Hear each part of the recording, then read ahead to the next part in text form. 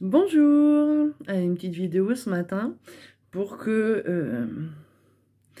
Alors, arrêtez de penser que c'est l'autre le problème. Arrêtez de critiquer le gouvernement, tout le monde, tous ceux qui font ce que vous ne feriez pas. Commencez à regarder ce que vous faites et que les petits passe-droits que vous vous accordez chaque jour, parce que c'est ça le vrai problème. En fait, on reporte la faute sur les autres, on reporte la faute sur les méchants. Et les gentils, ah non mais moi je fais tout ce qu'il y a de bien dans la vie, je suis aimant, je suis machin. Est-ce que tu t'aimes déjà? On m'a posé la question, voilà, parce que c'est pas parce que je suis thérapeute que je me fais pas suivre par quelqu'un, hein, on a tous ces petits bugs et tout ça. Et la coach, elle m'a demandé de faire la liste de ce que j'aimais chez moi. Et ben j'étais bien dans la merde. Et ouais, parce que en fait, je me suis rendu compte que je n'aimais rien chez moi, en fait, physiquement. Voilà. Peut-être à part mes cheveux en ce moment. Non, je rigole. Mais non, parce que si j'ai cette coiffure-là, c'est que ma coiffure habituelle, mes cheveux comme ils sont habituellement, me conviennent pas. Je rêve d'une coupe afro. J'ai croisé une dame l'autre jour avec des cheveux bouclés, volumineux. C'est ce qu'a ma sœur et elle aime pas du tout, en fait. C'est ça qui est rigolo. Donc, en fait, pourquoi on veut toujours ce qu'on n'a pas? Pourquoi on aime ce qu'on n'a pas? Et pourquoi on répond à ces putains de codes d'une société malade? J'ai fait donc du coup mon introspection pendant cette semaine. Ça fait une semaine qu'elle me l'a demandé de faire cette liste-là. Et puis au final... eh ben, il y avait toujours rien qui se mettait sur cette liste de ce que j'aime. Et je me suis posé la question de pourquoi je m'aimais pas. Et puis, en fait, je me suis rendu compte que je m'étudiais par rapport au code de cette société malade. Et que il y a bien des années que j'avais fait le chemin pour en sortir et que là, je suis retombée dedans, en fait. C'est à force de gravité dans ce truc-là, en final, on s'en rend pas compte, qu'on replonge dedans, ça nous... Voilà, ça nous rempoite à nouveau. C'est du délire total, en fait. Et j'ai décidé que je m'aimais. Voilà, je m'aime partout. Mes kilos en trop, je les aime parce qu'ils me tiennent chaud en hiver. Hein. Voilà. Bon, ils me tiennent un petit peu trop chaud en été, mais je m'en fous. C'est pas grave. C'est pas grave parce que c'est qu'une période, ça dure au pire 2 mois dans l'année et que voilà, c'est comme ça. Dans la vie, j'ai une petite phrase que je dis souvent, il y a des gazelles et des hippopotames et c'est pas les gazelles les plus dangereuses. Et ben moi je fais partie des hippopotames. Ben alors eh ben, je suis un hippopotame, et l'hippopotame, c'est beau, les gens, ils aiment les hippopotames. Alors, pourquoi dans l'humain, on aurait tous cette classification de physique parfait, anorexique la plupart du temps, et que on n'aimerait pas, eh ben, ce petit côté, voilà, d'avoir des seins. Il y en a qui aiment les gros seins, il y en a qui aiment les petits seins, il y en a... Et pourquoi l'autre devrait déterminer si je dois avoir des gros seins ou des petits seins? Voilà, j'ai les seins que j'ai, point barre. Je les ai toujours mis en valeur. J'ai toujours eu des beaux décolletés. Bon, voilà, pas aujourd'hui, on est en hiver, hein, et puis ça caille un peu en ce moment. Donc voilà, donc je les tiens au chaud pour qu'ils soient beaux et frais cet été. Non, mais voilà. Avant d'aller regarder les autres, avant d'aller les critiquer, avant d'aller regarder leurs fesses, leurs seins, leurs trucs, leurs machins, leur façon d'être, leur façon d'agir, leur façon de pousser leur chariot, leur façon de conduire leur voiture, leur façon... voilà. Eh ben, regardez-vous vous-même à l'intérieur de vous et puis commencez à vous aimer vous, en fait. C'est ça le premier pas. Parce que si vous vous aimez pas, comment vous pouvez aimer les autres? Hein? J'ai pas que des qualités, j'ai aussi des défauts, voilà, je le sais quels sont ces défauts, je travaille dessus, j'ai fait beaucoup de travail ces derniers mois parce que du coup, voilà, il y a eu un gros stress qui a enclenché ce travail-là, et puis je me suis beaucoup remise en question, jusqu'à ce que je perçoive que le reste du chemin, c'est pas moi de le faire. Que moi, j'ai fait ma part du chemin vers moi-même, vers ce que je suis, comme tout le monde, je dirais bien comme tout le monde tout le monde estime être quelqu'un de bien. Mais est-ce qu'on est vraiment quelqu'un de bien? Quels sont les passe-droits que l'on s'accorde? Quelles sont les limites qu'on s'accorde vis-à-vis de la société, vis-à-vis de l'autre, vis-à-vis du respect commun? Quelles sont les limites qu'on s'accorde de dépasser chaque jour? De traverser en dehors des clous, c'est peut-être débile, hein, mais ça fait partie du système, de pas laisser passer un piéton, de pas respecter que la personne devant soi roule un petit peu moins vite que nous. Moi, le nombre de fois je me suis fait insulter, mais insulter en ville, parce que je roulais à 50 avec mon 1200. Voilà, un 1200 Trophy, une routière, voilà, un truc qui peut largement monter au-dessus de la limitation de vitesse. Et je me faisais insulter parce que je roulais à 50 avec en ville. Mais je roule à 50 avec en ville parce qu'il y a une promiscuité de beaucoup de monde et que si je roule plus vite, je ne serais pas capable de maîtriser mon engin, même si je suis une conductrice, bon alors en moto pas trop le cas, mais quelle que soit la perfection que j'ai dans ce que je fais, cela ne m'autorise pas à ne pas prendre en compte la totalité de ce qui se trouve autour de moi, de mon environnement.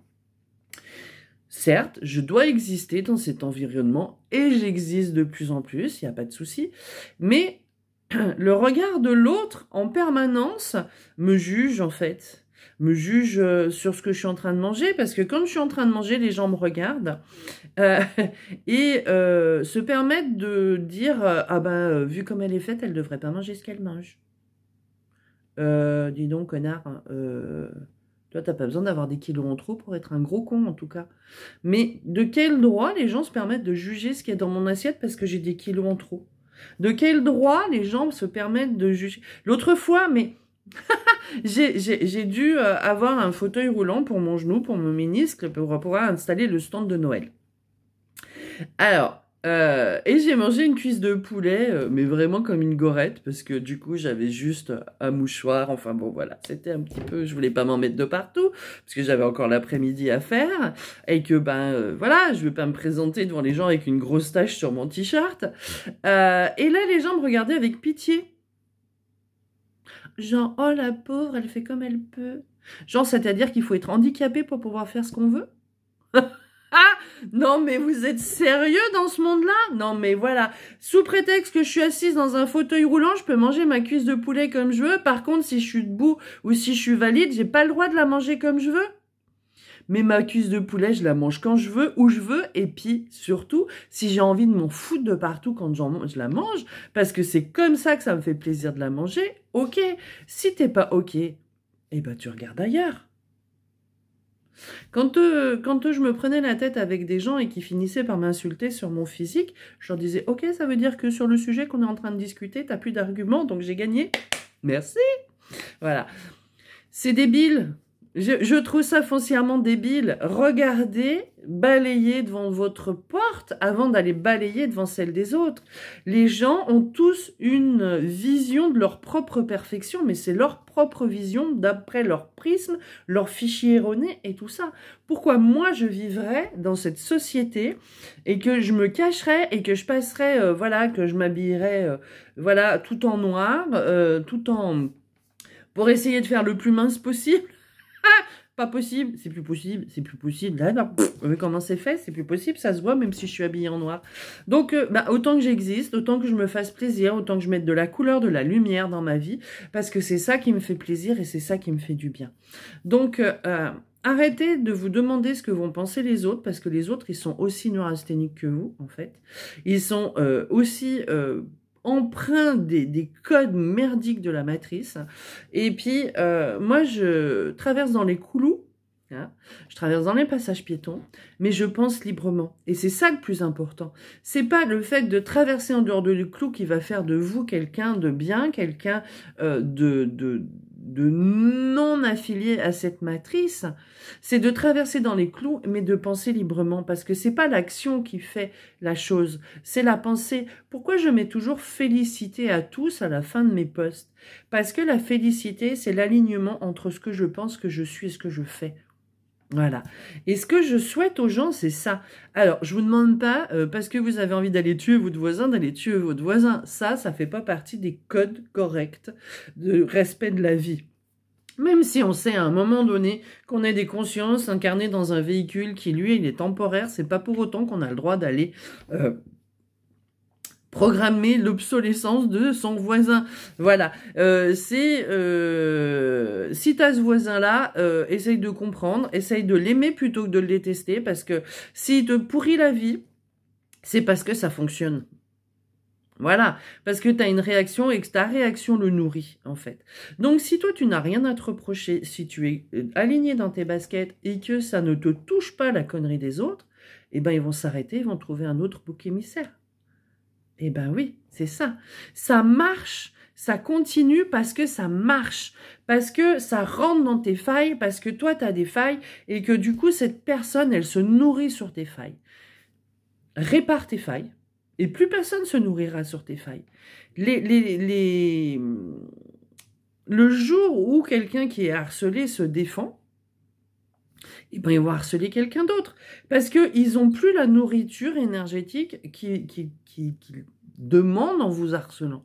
Donc, si nous-mêmes, on est bien alignés, si nous-mêmes, on est juste, on est clair, on est respectueux de la vie, de l'ensemble de la Terre, et de se dire qu'on est tous dans la même merde, là. On est tous dans la même merde. Il n'y a pas exception. Il n'y a pas exception à la règle. Parce que vous croyez que ceux qui sont blindés de pognon, là, qui s'achètent des îles et puis qui font des trucs dégueulasses sur leurs îles, ils sont heureux? Parce qu'ils feraient pas ça s'ils étaient heureux, ces gens-là. Ils prendraient pas la vie des autres, ils prendraient pas l'énergie des autres, ils se nourriraient pas sur des choses aussi perverses. Ils cherchent en fait la satisfaction dans la matière que l'on obtient dans l'alignement avec la conscience. C'est d'être aligné avec sa conscience, d'être dans la joie et de profiter de la beauté d'un lever de soleil, d'un coucher de soleil, d'une fleur, d'une personne. Moi, je compte pas ma journée réussie au nombre à l'argent. Certes, l'argent me sert à vivre et à faire vivre mon commerce et à faire vivre, à payer mon loyer, à payer tout ça. Mais moi, je compte aussi ma journée au nombre de belles rencontres que je fais, de belles personnes et de gens qui rayonnent, tout simplement. Ou qui se posent des questions pour savoir qu'est-ce qui se passe et comment je peux faire pour aller mieux et comment je peux faire pour que ça se passe mieux. Et ben déjà, les gens, même s'ils n'y arrivent pas du premier coup, c'est d'essayer qui est important. L'essayer, c'est déjà se donner une chance de réussir. Ne pas essayer, rester au fond de sa grotte, rester enfermé sur soi-même, avec son ego qui dit ouais, bah, de toute façon, t'en es pas capable. Voilà. Ça sert à quoi? À part à se faire du mal à soi-même et à faire du mal à l'autre. Ça sert à rien, toutes ces conneries. L'ego, moi, j'y ai fait face. Alors, souvent, sur les réseaux sociaux, on me dit « Ah, bah, toi, t'as un ego qui se pose là parce que je refuse de changer d'avis. » Ben, pourquoi je changerais d'avis? Parce que quelqu'un me demande de changer d'avis. Mon avis, il est construit. On est en train de débattre d'un sujet et quand on débat d'un sujet, on n'est pas obligé d'être d'accord sur le sujet. Après, la décision qui me concerne, je la prends moi et l'autre personne prend la sienne. L'ego, il peut être très mal placé parce que des fois, on a du mal à reconnaître ses torts. Hein? On en revient au début de la vidéo. C'est pas l'autre le problème, c'est toujours nous. Quelle est moi ma vision? Quelles sont moi mes limites? Quelle est ma tolérance, mon ouverture d'esprit vis-à-vis des autres? Je ne dis pas que vous êtes obligé de fréquenter tout le monde. Je ne dis pas que vous êtes obligé d'accepter tout. Au contraire, bien au contraire. Parce que quand vous vous serez construit, vous saurez ce que vous aimez, ce que vous n'aimez pas. Et puis ce que vous n'aimez pas, vous n'êtes pas obligé de l'accepter. C'est ça le truc. On n'est jamais obligé d'accepter quelque chose qu'on n'aime pas. On peut prendre de la distance avec les gens sans pour autant les critiquer, sans pour autant les fracasser et sans pour autant se venger. Eh oui, parce que la vengeance, elle va vous prendre beaucoup d'énergie négative, elle va vous prendre beaucoup de temps et ça, c'est du temps perdu. Les gens qui vous font du mal, Généralement, ils ne savent pas. Je dis bien généralement, il y en a qui le savent, mais même les pervers narcissiques, ils ne savent pas qu'ils sont pervers narcissiques. Je vous rassure. Ça vous rassure peut-être pas. Mais ils sont pris dans leur propre système aussi égotique que le vôtre, en fait. Vous êtes victime d'un pervers narcissique parce que votre curseur, il est trop bas. Parce que le pervers narcissique exploite votre bonne conscience. Et oui, vous êtes trop gentil, vous tombez sur quelqu'un qui exploite cette gentillesse. Être gentil, ça veut pas dire être nunuche cucul à praline. Être gentil, ça veut dire que quand je peux, si je veux, si j'ai le temps et si j'ai les moyens, et si je le décide, je fais quelque chose pour l'autre. Même si j'ai tous ces critères qui sont ouverts, tous les feux verts, voilà, je peux, j'ai les moyens, j'ai le temps, mais que cette personne-là, systématiquement, va abuser de ma gentillesse, eh ben je vais arrêter. J'ai le droit de lui dire non. J'ai le droit de lui dire stop, quels que soient les liens affectifs que j'ai avec. Parce que si cette personne, elle abuse, si vous dites toujours oui à toutes ces demandes, eh ben, c'est vous qui êtes en tort à ce moment-là. Vous savez qu'elle abuse, et vous continuez, et en plus, après, vous vous en plaignez, et en plus, vous dites que c'est sa faute, mais c'est à vous de dire non. C'est à vous de dire stop, à un moment donné.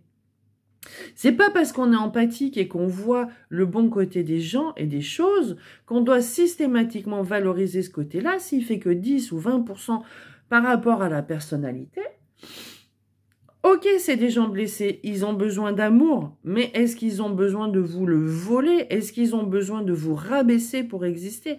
À partir du moment où on a besoin de rabaisser l'autre et d'éteindre sa lumière pour exister, c'est pas juste.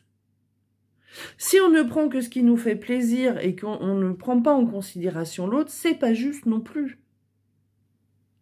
On peut toujours aider l'autre, mais s'il a envie d'être aidé, s'il a envie d'avancer, si l'autre vous ment, si l'autre vous trompe, si l'autre vous dit pas la vérité et il ne sait même pas de ce que lui il a besoin ou elle a besoin, vous pourrez rien faire pour cette personne. Faites les choses pour vous. Vous, qu'est-ce que vous avez envie? Vous, de quoi avez-vous besoin? Si vous avez un besoin de reconnaissance, vous allez toujours aller chercher l'approbation de l'autre. Si vous avez besoin d'être aimé, vous allez toujours chercher cet amour chez l'autre. C'est ça qui m'a fait comprendre cette question cette semaine. C'est que je suis comme je suis. Loin d'être parfaite, je le sais. Un petit peu chicaneuse, j'adore ça. J'adore débattre avec des gens qui sont pas du même avis que moi parce que justement c'est très constructif. Si on a toujours des gens qui sont d'accord avec nous, mais jamais on évolue. C'est quand on rencontre quelqu'un qui n'est pas du même avis que nous ou qui va se poser des questions sur notre système et qui va... Des gens, des fois, me posent plein de questions. Bon, des fois, c'est beaucoup trop de questions parce que la personne n'écoute pas la réponse. Mais quand on vous pose des questions et que la personne vous dit la réponse me convient pas, eh ben tant pis. Elle lui convient pas à lui, ça veut pas dire qu'elle vous convient pas à vous. Et ouais, moi, mes réponses me conviennent. Pour l'instant, ce que je vis me convient. À 90%. Je suis en train d'éliminer ce qui ne me convient pas. Je suis en train de regarder pourquoi j'accepte ces choses-là malgré qu'elles ne me conviennent pas. Eh bien, parce que je suis comme tout le monde, j'ai certains besoins déséquilibrés et je suis en train de les travailler. Alors, le besoin de reconnaissance, pendant longtemps, il m'a altéré mon fonctionnement. Maintenant, c'est plus le cas. Que les autres reconnaissent ou pas ce que je fais, m'en fous. M'en fous vraiment, en fait. Parce que je sais qu'on peut pas plaire à tout le monde. Et puis, au contraire, si je plais pas à tout le monde, ça veut dire que je suis un peu plus juste avec moi-même, en fait. Parce que si j'essaye de plaire à tout le monde, si je plais à tout le monde, c'est qu'à un moment donné, je suis pas alignée sur ma propre énergie et que je donne à l'autre ce qu'il a envie de voir, en fait, au final. Donc, je suis contente de pas plaire à tout le monde. Je suis contente de me plaire à moi au final, parce que ouais, je me plais en fait, même faite comme je suis. Quand je regarde les statues anciennes de la fertilité et de la féminité, et ben c'est pas des anorexiques. C'est des poupées, des femmes bien en chair, des femmes, voilà, qui ont donné la vie, qui ont, voilà. Mais ça veut pas dire que les minces, elles ont tort. Il y a des femmes qui sont minces naturellement, il y a des gazelles. Les gazelles, si elles sont grosses, on va dire, elles sont malades, ou elles bouffent trop. Les hippopotames, s'ils sont maigres, on va dire, il est malade, il a un problème. Par contre, l'humain, eh ben, s'il y a un humain qui est gros, eh ben, on va dire, obligatoirement, il bouffe trop. Non, il est malade, il a un problème. Moi, j'ai un foie, même si je mange que des légumes, il transforme tout en graisse. Il stocke. C'est l'hormone, IGF-1, voilà, IGF-1, j'ai découvert ça cette semaine. Cette hormone qui est produite par le foie et qui est censée aider à déstocker, en fait, au lieu de stocker. Le foie, il est en charge de créer des cellules. Et là, le mien, il en crée trop, en fait. Il en crée trop. Mais c'est un dysfonctionnement de mon foie. Je sais que mon foie est problématique depuis très longtemps. Mais voilà, j'ai enfin trouvé ça en faisant un soin sur une autre personne. On a beaucoup de résonance avec cette personne. Et j'ai trouvé ce système hormonal dans le foie qui fait que, eh ben, il détoxe pas, il élimine pas, il n'envoie pas dans le système, il fait pas fonctionner la bile correctement, il n'humidifie pas correctement, ou alors outrageusement à certains moments. Mais voilà, donc mon foie fonctionne mal. Ah, le foie, c'est le siège de la colère. Eh ben dis donc, j'étais quelqu'un de très en colère dans ma vie. Très en colère, très renfrognière, c'était toujours les autres le problème, c'était jamais moi. Jusqu'au jour où j'ai fait une syncope, je suis tombée et je me suis vue. Parce qu'il n'y a que mon corps physique qui est tombé, pas mon corps énergétique. Et j'ai regardé la petite folle qui était tombée par terre, là, qui était complètement hystérique. En me disant, mais c'est pas moi cette personne-là. Eh ben non, c'était pas moi, c'était pas ce qui m'habitait à l'intérieur. La félicité n'était pas là, l'alignement n'était pas là. Maintenant que l'alignement est de plus en plus présent, parce que de temps en temps je me fais désaligner comme tout le monde, mais j'essaye d'y revenir le plus rapidement possible, eh ben mon foie, j'arrive à le guérir en fait. Le guérir parce que le foie, c'est un organe qui se régénère, c'est un organe qui pousse. Alors moi, c'est un gros steak. Hein. Je pourrais en donner la moitié que j'en manquerais pas encore. En fait, c'est ça, je devrais faire un don d'organe. Un don de foie parce que franchement, il pourrait m'en piquer un gros morceau que ça me manquerait pas. Mais ce serait pas un cadeau que je ferais à la personne parce que franchement, vraiment, là, son fonctionnement, il est juste... voilà. Donc, je suis en train de travailler sur ce système-là pour que mon corps déstocke. J'ai compris depuis un moment qu'il déstockait pas, voilà. Mais pourquoi il déstockait pas? Parce que j'avais besoin d'amour, j'avais besoin de reconnaissance, j'avais besoin de l'autre, j'avais besoin de me remplir, en fait. J'avais besoin de remplir les zones vides, les zones que j'aimais pas. J'avais besoin de me cacher, j'avais besoin de me rendre inagressable, j'avais besoin de plein de choses, en fait. Et qui n'était pas juste, parce que si je m'aime, j'ai pas besoin de ça de la part de l'autre. Je me l'offre à moi-même, en fait. Et donc, du coup, ces choses-là, je vais me les offrir tous les jours. Et puis, si l'autre n'apprécie pas ça, si l'autre me demande de changer, alors que lui ne change pas, eh ben... non, je vais changer si j'ai envie de changer. Je vais changer parce qu'il y a des choses qui ne me conviennent pas à l'intérieur de moi. Je vais faire l'effort pas pour l'autre, pour moi-même en fait. Et faites les choses pour vous, faites-les pas pour les autres. Se remettre en question, moi je me suis beaucoup remise en question dans ma vie parce que bon, bah voilà, on m'a beaucoup accusée. Voilà, j'avoue, j'ai du travers, j'avoue tout, j'avoue toutes les conneries qu'on m'a... voilà, j'avoue. Est-ce que je regrette certaines choses? Oui. Est-ce que d'autres, je les regrette? Non. Je regrette pas tout l'amour que j'ai donné, même si je l'ai mal donné, je l'ai donné. Et puis voilà, s'il a été mal reçu, et s'il est encore mal reçu, eh ben tant pis. Ça veut dire que la personne a une zone erronée qui lui permet pas de recevoir cet amour. Est-ce que c'est à moi d'aller m'adapter aux zones erronées de l'autre, d'essayer de lui donner cet amour de façon différente? Peut-être. Et s'il est toujours mal reçu, tant pis.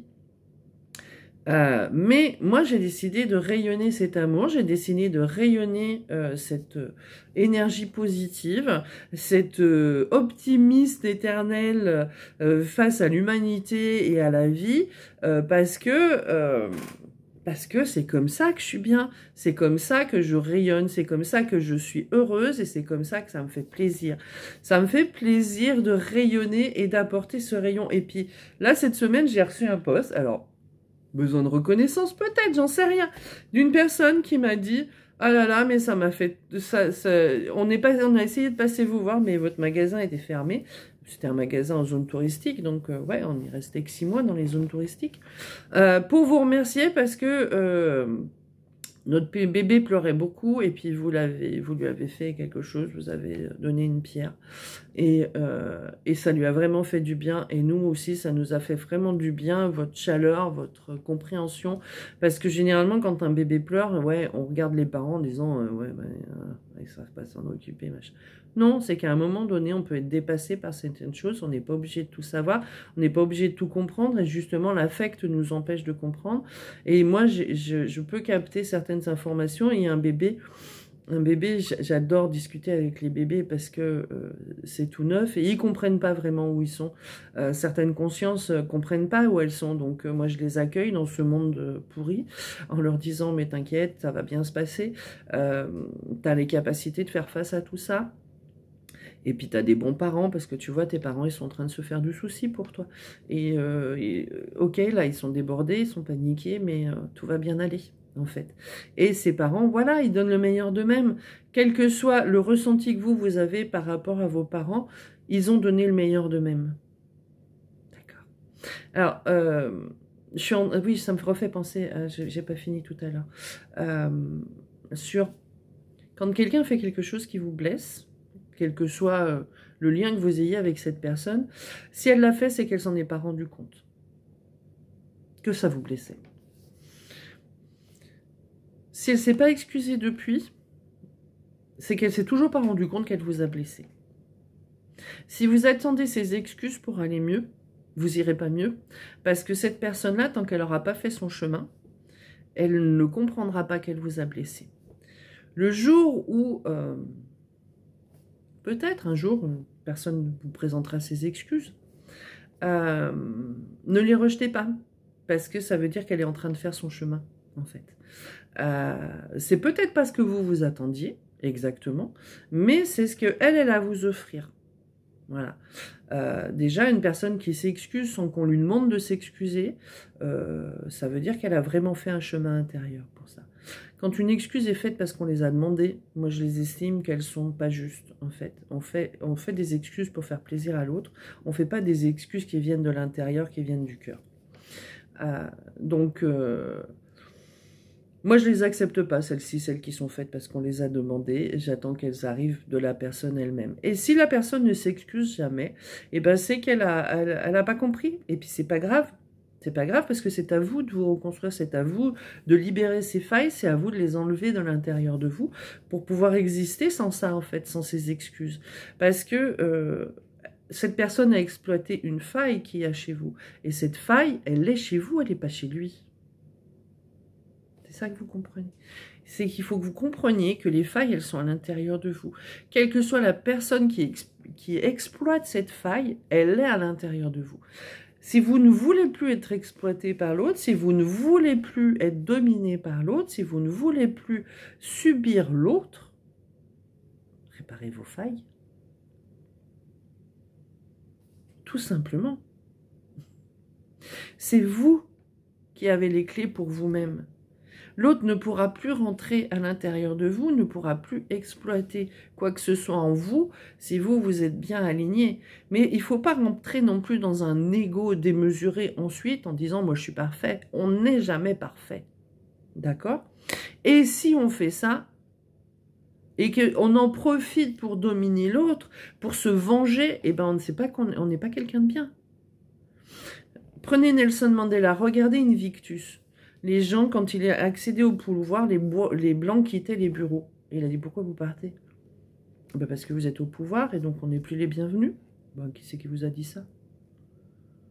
Tout le monde est les bienvenus en fait. Il s'est jamais vengé, Nelson Mandela. Il s'est jamais vengé. Il a été au pouvoir, il a fait ce qu'il avait envie de faire. Il l'a fait avec les personnes qui étaient là, avec des personnes qui avaient certaines compétences dans le poste qu'il tenait. Il n'a pas regardé s'ils étaient blancs ou s'ils étaient noirs. Il a regardé leurs compétences. Et il a regardé l'envie qu'ils avaient de travailler ou non avec lui. Pas. Il leur a dit, non, là vous êtes en train de penser que moi je ne veux pas de vous. C'est pas vrai. Moi, je veux bosser avec tout le monde, blanc ou noir, je m'en fiche. Si lui, il avait exclu tous les blancs après, il n'aurait pas été meilleur que l'autre. Ce qui a fait de Nelson Mandela, c'est qu'il avait la capacité de voir les gens, au-delà de la couleur, de réunir un peuple et de se servir du sport pour réunir le peuple, en fait. Mais cet engouement derrière le sport, maintenant, il est utilisé contre le peuple, hein, l'opium du peuple. C'est-à-dire que là, lui, il s'est servi de l'engouement pour dire aux gens, il a créé une nation avec cette Coupe du Monde de rugby. Après, le rugby a un autre état d'esprit que un autre sport avec un ballon qui est plus rond, qui est plus égocentrique. Il y a un esprit d'équipe dans le rugby qu'il n'y a plus dans le foot. Il y a trop d'ego, la satisfaction de soi. Chacun veut être le champion. On gagne quand on est fédéré derrière une équipe. On ne gagne pas quand on est fédéré par 10 égaux, 11 égaux. Je ne sais plus combien il y a de joueurs sur le terrain, je m'en fous. 11, je crois. S'il y a 11 égaux qui courent chacun pour eux, ça ne marche pas. S'il y a 11 personnes qui forment un groupe et qui avancent en groupe, ça marche. Voilà. C'est ça qu'il faut comprendre. Le groupe, accepter l'autre comme il est. Moi, je me rappelle, en 98, il y en a plein qui ont dit que c'était pas la France qui avait gagné parce qu'il y avait trop d'étrangers. On est allé les chercher, ces étrangers, pour construire la France. À un moment donné, on est allé les chercher dans leur pays, on les a ramenés dans le nôtre, on leur a demandé de travailler, et après, on va retourner chez vous. On vous a expliqué. Ça me rappelle quelque chose. Voilà, ils sont allés chercher des personnes dans un autre pays pour construire les stades. Certains sont morts, et puis après les autres, voilà. On n'en parle pas, faut pas en parler. Et puis on les intègre pas, et ils s'intègrent pas. Ils s'intègrent pas parce qu'on les intègre pas, parce que on leur interdit d'être ce qu'ils sont, on leur interdit. Et eux, plus on leur interdit, plus ils exacerbent ce qu'ils sont. Donc plus ils vont nous imposer ce qu'ils sont, parce que on leur interdit. Si on n'interdit rien à personne, tout le monde fait son petit schmilblick dans son coin, tout le monde fait son petit truc. Si on interdit, on en vient dans un pays laïque à interdire l'expression de ce qu'on est, c'est parce que cette expression, des fois, elle est en réponse aussi à une attitude en face. C'est-à-dire que je vais te chercher dans ton pays, je te ramène dans le mien, mais tu n'as plus le droit de croire en ce que tu es et ce que tu as vécu jusqu'à maintenant. C'est ce qu'on a fait avec les croisés, c'est ce qu'on a fait avec... C'est-à-dire qu'en fait, on arrive... Comme en pays conquis, on impose à l'autre sa façon d'être et sa façon de penser. Mais notre pays à nous, il n'est pas clair, on n'accepte pas, on s'accepte pas, donc on demande à l'autre de s'effacer pour qu'on puisse exister. Eh ben non, ça marche pas. L'autre n'a pas à s'effacer pour exister, on doit exister malgré tout le temps. Et quel que soit l'environnement autour de soi, si on arrive déguisé en lapin blanc dans une soirée où il fallait être habillé en rouge, et ben ouais, on sera le lapin blanc au milieu des gens habillés en rouge. Et alors, les gens le vivent mal. Moi, ça m'est arrivé d'être invité à un baptême d'un petit Guinéen. Et ben, j'étais la seule blanche au milieu d'un groupe de noirs. Et ben, je peux vous dire que si c'est ce qu'ils vivent tous les jours, et ben, je comprends qu'ils sont en colère, ces gens-là, et je comprends qu'ils revendiquent leur existence, parce que un noir au milieu de tous les blancs, c'est pareil qu'un blanc au milieu de tous les noirs. On reçoit la même information, et c'est pas du tout une information agréable, en fait. Donc, quelqu'un d'excentrique au milieu de quelqu'un conformiste, c'est pareil. Un conformisme au milieu des excentriques, vous mettez un, un trader au milieu des punks, il va se sentir mal. Vous mettez un punk au milieu des traders, il va se sentir mal. Mais pourquoi se sent-on obligé d'être comme les autres pour exister, pour être bien? Eh ben non, il faut être bien, il faut être soi, il faut... t'as envie d'avoir les cheveux rouges, et les cheveux rouges, t'as envie d'être habillé en fille alors que t'es un garçon, et ben habille-toi en fille. Je vous signale que avant les hommes ils étaient tous en robe. Hein. Pourquoi les femmes, alors les femmes elles avaient interdiction, je crois que c'est encore marqué dans la loi qu'elles ont interdiction d'être en pantalon, et les hommes ils ont interdiction d'être en robe. Mais dans quel monde on vit? Mais si t'as envie d'être en robe mon pote, mais sois en robe, et puis si t'es heureux et t'es bien dans ta robe, t'es heureux et bien dans ta robe en fait. Voilà. Mais c'est ça, c'est que on est dans une société où l'on juge en permanence l'autre par rapport à ses propres critères et par rapport même surtout à des critères qu'on nous a imposés, qu'on nous impose en permanence. Je t'aime pas parce que ta couleur de peau elle est pas la même que la mienne. Je t'aime pas parce que t'as des kilos en trop. Je t'aime pas parce que t'as les cheveux en pétard. Je t'aime pas parce que non mais moi je t'aime. Je t'aime parce que tu oses être toi-même, en fait. Et puis, n'aie surtout pas peur de mon jugement parce qu'il n'y en a pas. Est-ce que tu es bien? Est-ce que tu es bien dans ta peau? Est-ce que tu es bien dans ta vie? Est-ce que tu t'aimes déjà? Voilà. Et puis, est-ce qu'on t'a donné tout l'amour que tu méritais? Est-ce qu'on t'a pris dans les bras et on t'a dit que tu étais quelqu'un de bien? Quand je fais ça à des gens qui sont bien, vraiment des gens qui sont positifs, qui sont dans l'écoute de l'autre, mais pas dans l'écoute d'eux-mêmes en fait. Je les prends dans mes bras, je fais des câlins gratuits et je leur dis qu'ils sont quelqu'un de bien. Et ben généralement ils pleurent. Ils pleurent parce qu'on leur dit rarement. Alors moi j'ai envie de vous dire, vous êtes quelqu'un de bien. Même si vous avez des défauts, si vous avez des failles, si vous êtes en colère, si vous êtes... voilà, vous êtes fondamentalement, on est tous fondamentalement quelqu'un de bien à l'intérieur de soi. Et il faut aller la chercher, cette personne bien. Et il faut il faut l'aimer. Il faut lui dire qu'elle peut exister. Il faut lui dire que il faut pas écouter les autres. Il faut lui dire que si elle donne le meilleur d'elle-même, elle n'est pas obligée de réussir à tous les coups, en fait. Et cette partie de bien à l'intérieur de vous, eh ben, il faut la valoriser. Il faut pas la nier, il faut pas l'écraser, il faut pas dire de toute façon t'es nul, t'es toujours en train de pleurer, t'es toujours en train de râler, t'es toujours... Non. Pourquoi tu pleures? Pourquoi tu râles? Qu'est-ce qui t'a fait mal? Pourquoi ça te fait mal? Tout simplement. Donc, et ben cette semaine, j'ai décidé que je m'aimais de la racine des cheveux jusqu'au bout des orteils. Voilà, j'aime toutes les parties de mon corps, toutes les cellules de mon corps. Je m'aime parce que je le mérite. Et je vous aime parce que tout le monde le mérite. Et que le pire des méchants, c'est juste qu'il a manqué d'amour, en fait. C'est pas grave. Tout est réparable. Vraiment, tout est réparable. Les techniques qu'on propose au cabinet, lesbambouxbleus.fr, hein, voilà. Les techniques qu'on utilise au cabinet, c'est pour vous permettre justement de rentrer à l'intérieur de vous-même et reprendre possession de votre espace, reprendre possession de votre vie, des rênes de votre vie, et ne plus justement vous arrêter à ce que pensent les autres, et que les autres puissent exploiter vos failles. On va tout faire pour que ces failles, elles soient réparées, elles soient comblées, elles soient remplies d'amour, en fait, d'amour pour vous, venant de vous-même, pas de quelqu'un d'autre. Moi, je vais vous en donner beaucoup parce que, voilà, je suis comme ça et que j'en déborde. Parce que j'ai rempli toutes les parties de moi, puis il y en a encore plein pour tout le monde.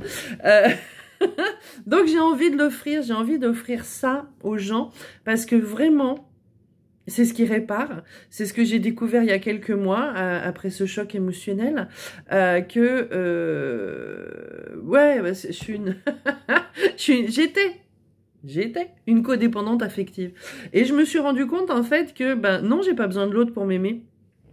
J'ai pas besoin que l'autre m'aime pour exister, pour croire en moi. Je crois en moi, je m'aime et je vous aime. Et je vais finir sur ces mots-là. Et si vous avez envie de vous aimer, appelez-moi.